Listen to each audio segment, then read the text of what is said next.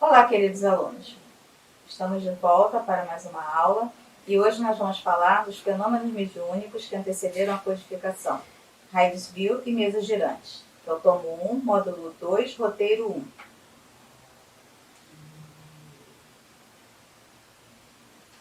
Alguns fenômenos antecederam a Kardec.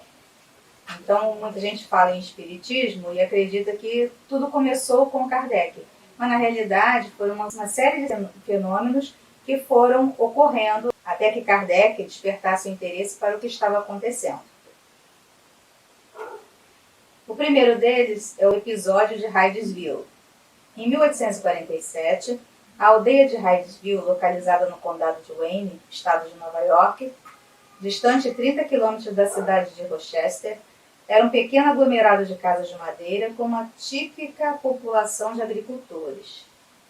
Então, era uma aldeia simples, de pessoas humildes, e lá naquela localidade começaram a ocorrer alguns fenômenos.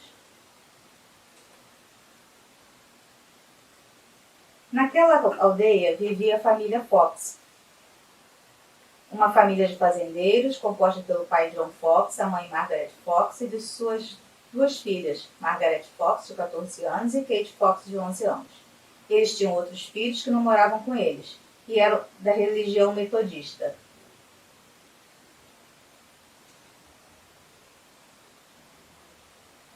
Essa é uma ilustração do velho barracão da família Fox.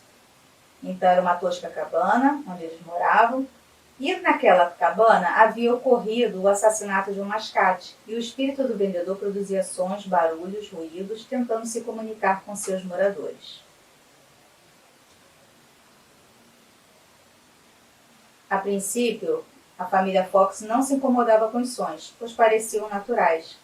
Mas com o tempo, aquilo começou a incomodar. Então, depois de certo tempo, os tais barulhos, ruídos, batidas e até arrastamento de móveis começaram a incomodar tanto que as meninas se negavam a dormir sozinhas. Elas ficaram amedrontadas. O que no início parecia uma brincadeira, depois começou a realmente incomodar e elas ficaram com medo.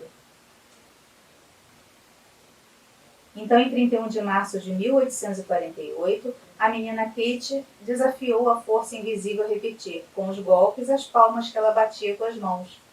Então, ela batia uma palma e o som era reproduzido também num estalido, e ela batia 2 vezes e reproduzia 2 vezes. Então a resposta foi imediata, e a cada estalo um golpe era ouvido logo a seguir. Foi o início da telegrafia espiritual. Note-se que aí eles começaram a se comunicar. Eles ainda não sabiam o que era, mas já começaram a tentar manter estabelecer algum diálogo. Logo perceberam que aquela força invisível podia ver e ouvir, pois até quando se dobrava o dedo, a força respondia. Então eles faziam gestos e escondiam determinadas partes do corpo, por exemplo, as mãos, e notava que aquela força invisível via aquilo. Os vizinhos foram chamados e logo apareceram outras pessoas que também perguntavam e eram sempre respondidas de forma inteligente. Então eles faziam perguntas e eram respondidos. Logo criaram um código, uma batida seria a letra A, 2 batidas seria a letra B e assim por diante.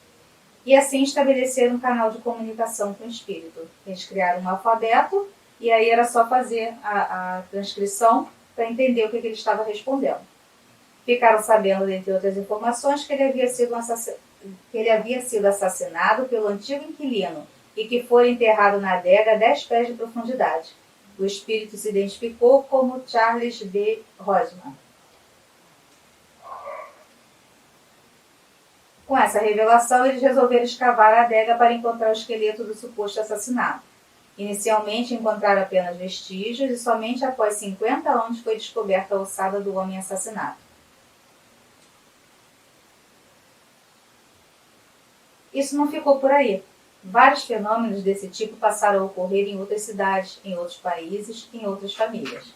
Renomadas pessoas, tanto na América como na Europa, estudaram com rigor e profundidade esses fenômenos, sendo sempre comprovada a veracidade dos fatos. Então, a partir desse momento, começou a ocorrer também em outras localidades.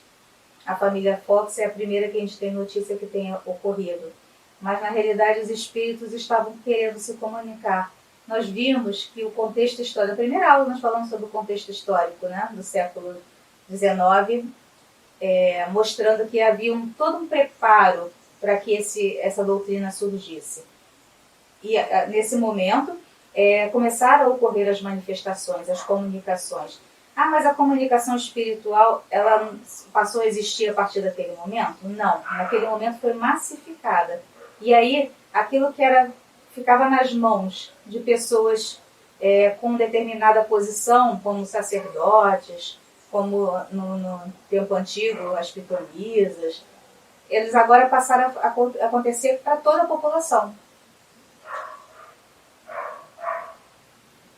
Então, em 1852, a Europa inteira viu-se envolvida com os fenômenos das mesas girantes, que além da comunicação, a telegrafia espiritual, como foi falado, né, aconteceram outros fenômenos também, então arrastamento de móveis, mesas flutuando, e sob a ação de experimentadores, as mesas podiam se elevar sobre um pé para responder questões, agitava-se em todos os sentidos e algumas vezes se elevava no ar, sem que se pudesse ver a força que a mantinha assim suspensa.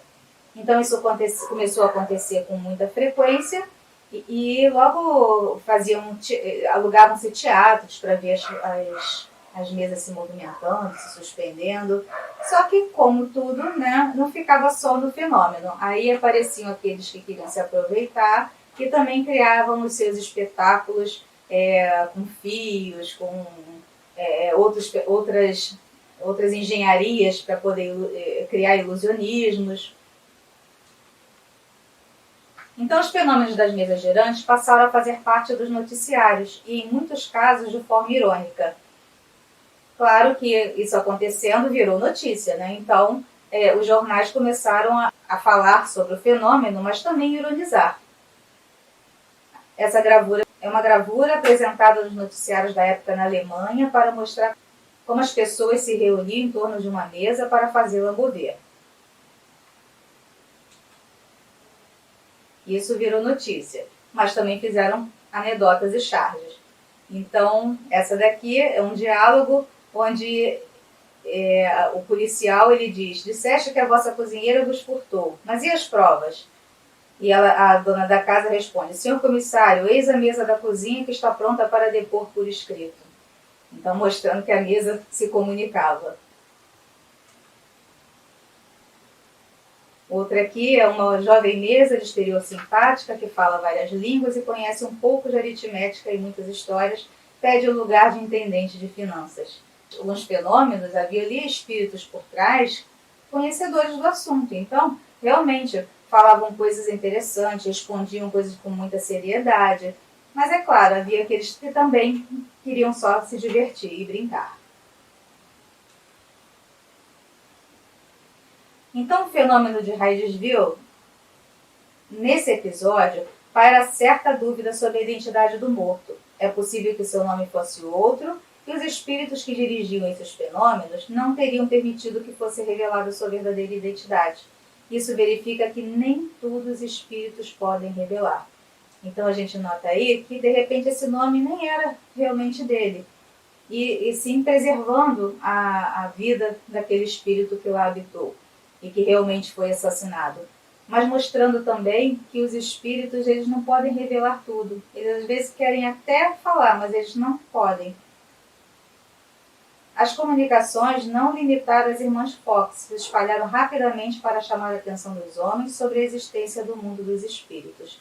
Naquele momento, como eu já falei do contexto, era um momento em que as pessoas estavam mais abertas a coisas novas. Já não estavam tão presas aos rigores que a igreja impunha. Então, esses fenômenos vieram numa época propícia e as pessoas tiveram curiosidade. Foi aí também que Kardec começou a ter curiosidade sobre esses fenômenos. Mas ele acreditava que era só uma farsa, que era um ilusionismo, né? E nós vamos ver a história dele, ver que ele só realmente quis se aprofundar no assunto quando uma pessoa que ele respeitava muito, que ele tinha muita consideração, asseverou para ele que tinha algo mais. Então, as mesas girantes. As mesas eram movidas por uma força inteligente, ela respondia coisas, ela via, né? A mesa não, né? Mas ela respondia dessa forma. A moda das mesas dançantes teve por efeito fazer numerosas pessoas refletir e desenvolver consideravelmente a nova ideia. O próprio Allan Kardec, que era no início muito cético face aos fenômenos espíritas, mas foi convencido da veracidade dos fatos. Como eu falei, ele foi por causa de uma pessoa que ele tinha em muito alta conta, que pediu que ele verificasse e constatasse que ali não era só um ilusionismo, até porque aonde ele foi, as pessoas eram sérias, não tinha ali uma armação, não tinha ali uma tentativa de ludibriar as pessoas. Não, eram realmente pessoas querendo entender o que estava acontecendo. Então, como planejaram os espíritos, os fenômenos de Hydesville repercutiriam na Europa, despertando as consciências e, ao lado dos fenômenos das mesas girantes, prepararia o advento do espiritismo. Ou seja, os fenômenos que começaram lá na América, através de comunicações, mais tarde se espalhando pelo mundo, e o fenômeno das mesas, que também é outro que chama muito a atenção, porque, claro, uma mesa se levando, tentando se comunicar, então é algo que realmente chama a atenção. Mas isso tudo teve um propósito, chamar as pessoas para a existência de algo novo que estava acontecendo. Observem que em todo segmento, quando fatos novos surgem, sempre aparecem os aproveitadores. E aqui não é diferente. Essas três irmãs ganharam notoriedade com a exploração de um novo advento, de um novo fenômeno que se apresentava. E passou a explorar isso economicamente. Era motivo de aluguel de teatros para fazer suas apresentações, e ganhavam efetivamente dinheiro com isso. Mas uma delas, Margaret, em 1888, cai em desgraça. E resolve dizer que aquilo tudo era uma farsa e começa a mostrar como funcionava o mecanismo de toques e barulho, que não era um espírito, e sim uma montagem, grosseira montagem feita por elas. É claro que depois, um ano depois, Margaret tenta desmentir essa história, tenta dizer que isso não é verdade, mas ela já havia o grupo caído em desgraça e ficado em descrédito em relação à população. Mas observe, mesmo ela tendo explorado o mundo espiritual para se valer economicamente, ainda assim o fenômeno serviu de base para dar início a uma grande explosão que iria ocorrer na Europa, quando Kardec passa a se interessar. É claro que este evento, é o início de tudo, é a comunicação inicial, é onde se observa. É claro que essa família, essas irmãs, exploraram isso, sim. Uma delas, inclusive, se não me engano, é Margaret, que se entrega à bebida. E aí ela cai realmente em ruína, em desgraça, porque você observa, não há como você ficar impune quando você busca explorar a credulidade, quando você busca explorar o pensamento humano, quando você tenta destruir algo bonito que estava sendo construído. Mas mesmo assim, a espiritualidade, sabiamente, aproveita-se desse fato, aproveita-se desse momento para fazer com que surja essa doutrina, que possa eclodir outros tantos fenômenos, que aí nós vamos ver mais tarde aí com as mesas girantes, enfim, uma série de eventos que faz com que Kardec lance seus olhos para poder entender o que estava acontecendo. Note, o início não era uma fraude, o início era uma verdade. Depois houve a exploração humana, aí começa a haver a fraude, a falsificação, o deturpamento da ideia. Mas ainda assim, todo esse conjunto, mesmo depois com inclinação para a ilegalidade, mesmo assim, o evento serviu como base para startar o início da doutrina espírita. Isso mostra para a gente que a espiritualidade ela não está aí à nossa disposição. Aquilo tinha um propósito. Essa explosão de fenômenos de comunicação, elas tinham um propósito de chamar a atenção dos homens para o mundo espiritual. Mas não era para que os homens explorassem esses fenômenos, isso que acontecia. E, como tudo, tem a lei de ação e reação, mostra que tudo tem consequência. E no caso delas, elas sofreram as consequências das atitudes delas. Bom, vamos finalizando por aqui então, porque falamos de alguns fenômenos que antecederam Kardec. Na próxima aula vamos falar sobre o próprio Kardec, conhecer um pouquinho da vida dele e sempre agradecendo ao nosso Criador por essa oportunidade que nos foi dada.